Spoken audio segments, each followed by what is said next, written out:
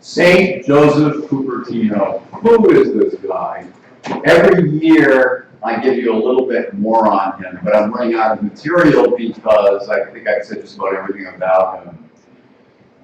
So this week, maybe something called Providence, not the city of Providence, but God's providence might have affected my homily today. I'm not absolutely sure. We'll see. I went on YouTube, which is great. I'll let you guys who are writing homilies know that there are many great homilies on YouTube, all over it. Not only Roman Catholic homilies, but Eastern Catholic homilies, Protestant homilies, very good homilies. And yesterday morning, very early, I came upon an interesting homily that was given by a Franciscan. And I listened to it. And it was very good. So very slow. I was tired and I started dozing a little bit, so I had to rewind it after I fell asleep. But I finally got through the whole homily, and I saw at the end of the homily that they were from Griswold, Connecticut, this friary. And I said to myself, I think I'm going to Griswold today. That's where Michael's mother lives. We went to a cookout yesterday. She's put off 3 cookouts this summer for numerous reasons. And I said to Michael, I'm going to put it on the GPS, their address, and see how close it is. And if it's not too far from your mother, maybe we can go and look at it. So I put it on, and it was taking us through the roads exactly as we would normally go, and I never pay attention to how I get there. I always say when Michael's driving me, he's like driving Miss Daisy. I just don't even know where we're going. And I would ask him, are we on the same route that we usually go to your mom's house? And he said, exactly the same route. We went through Voluntown, and I said, this is our regular route. I can remember Voluntown. And we got to a fork in the road just before his mom's place, and we went there, and we drove up. It's in the boonies, but you could see this gorgeous bell tower, which I put on Facebook. You might see it today if you go on Facebook. And when we drove in a little bit further, we saw the friary where the Franciscans lived. And the little church over to the side, it reminded me of the Portiuncula that Francis rebuilt. He designed it to look, I think, exactly like it, and he did a great job. And we went inside and we looked around, and they had perpetual adoration. And for those that don't know what that is, that's something we don't do anymore, unfortunately. 24 hours a day, 7 days a week, the Eucharist is there to sit in front of. So you could be 3 in the morning and they'll have somebody there. That's something that we've lost along the way. So I think our good friend, St. Joseph Cupertino, who's this parish's name, helped me to find this place, this oasis in a crazy and busy world, but so close to Michael's family. When we start doing things, I believe, for the kingdom, and when we start looking at the kingdom first, God gives us the road to get there, unmistakably. Many, many years ago, when we named this parish St. Joseph Cupertino, people would say, ooh, in God's name is St. Joseph Cupertino. I've never heard of St. Joseph Cupertino, but Jeff will tell you it was our novitiate on Folly Quarter Road in Ellicott City, Maryland. And when I arrived there, and probably when Jeff arrived there, we had no idea who St. Joseph Cupertino was. I'm not even sure we knew who he was at the end of novitiate, to be honest with you. I can't remember.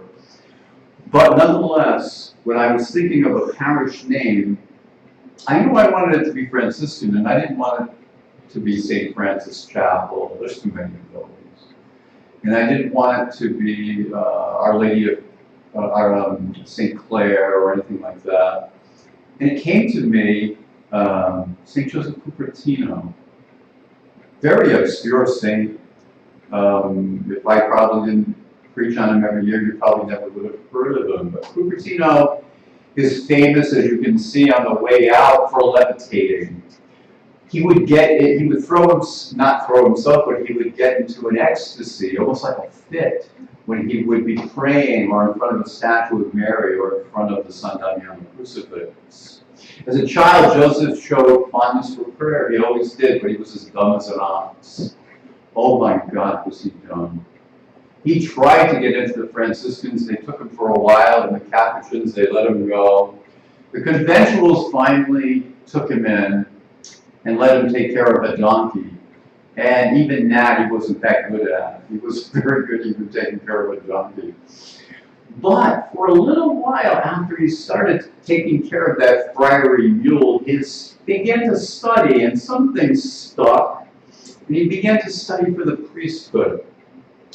But not much stayed between his ears. But the bishop, just before his ordination, came to him and asked him one question. It was the only question he said he knew out of all of the theology. It was the only one, and it was God's providence to let him answer that question. And he did answer that question for the bishop. And upon that, the bishop let him become a priest. His studies were very difficult for Joseph, and many children today, and even those who are studying in the seminary, cry out to him the night before a test, because he is the saint and the patron of test takers, and also of aviators. That's very normal because he would fly. There are 70 accounts of him flying. Even the Pope, Innocent X, witnessed him flying. And he would get into an ecstasy and just levitate. When they said the rosary, if you ever watch the movie in Italian, it's quite comical in some parts. They're holding him by a rope as if it was a kite, as they're saying the rosary as they're going around, because he would get into an ecstasy. But these ecstasies were noticed by John of Norwich and others who were not Italian, came to visit him and saw this miracle. Joseph's tendencies to levitate were during prayer and always when he got in front of a cross. And the Franciscans, after a while, say, hey, this is going to be a sideshow. This is going to be a circus. We have to put him away. So for 35 years, they put him from one friary to another. And people would find him. They would hear through whispers. They'd say, oh, they moved him to Loretto. Oh, they moved him here. They even moved him to Assisi once. Finally, the Minister General and the Pope decided we're going to give him back to the Capuchins. Let them take him to a monastery in the mountains. And after many years, he got older. And as he got older, they decided, the Minister General at that time, to take him in, to take him down and off the mountain. He'd been there long enough. And the Minister General took him from that mountain outside of Assisi to Asimo. And they wanted to go into the little city in the darkness of night so that he wouldn't be noticed, because he was so well known even after that many years. And just before they got to the city, it was getting to be dawn, and they said, well, we'll rest here for a while, and then tonight we'll get him in to the city so that nobody will know him in the darkness of the night. So as they prayed, they stopped at a little friary outside the city, kind of up on a mountain, more like a hill actually. And they stayed there until darkness came.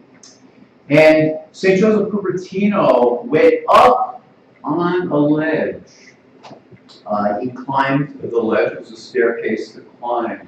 And as he climbed the ledge, he happened to see the beautiful church in Azimo.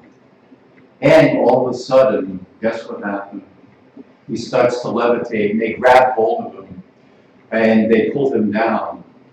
And this new minister general had never seen this before, and he really got a change of heart. He didn't know how true this was, but in front of their eyes, they had to hold him down. For as he gazed on that church, he started to levitate again.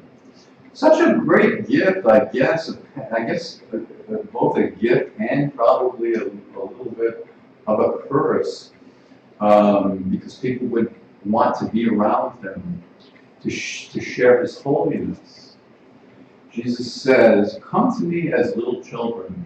And if there was anything that St. Joseph of Cupertino was childlike. He had a heart of a child. Today we have no kids here today, but he did have the heart of a child. And until we have that heart of a child, no amount of theology, no amount of recitation of prayers, no amount of knowledge will ever bring you close to God. As St. Joseph Cupertino was so close, as St. Francis of Assisi, the Poverello, was so close to God, our Father. It is not by being bright, my brothers and sisters, that you're going to get into heaven. In fact, your intellect may be your downfall. Those who are smart in the world, those who are crafty in the world, I wonder how many popes and bishops just haven't made it there. And I've heard tell that the gates of hell are scattered with priests and bishops who would think that they knew too much. So today, on the feast that we're celebrating, on the feast of St. Joseph Cupertino, ask the Lord for a good and a holy humility. For humility always brings love. Always brings love. A lot of times we will complain about other people in our life. Well, this one didn't do this and that one didn't do that. But if we seek love first in a humble way, we're always looking out for the good of other people. Seek that first, that humility and that love. And I guarantee if you do that, you will be with him in paradise one day. Amen.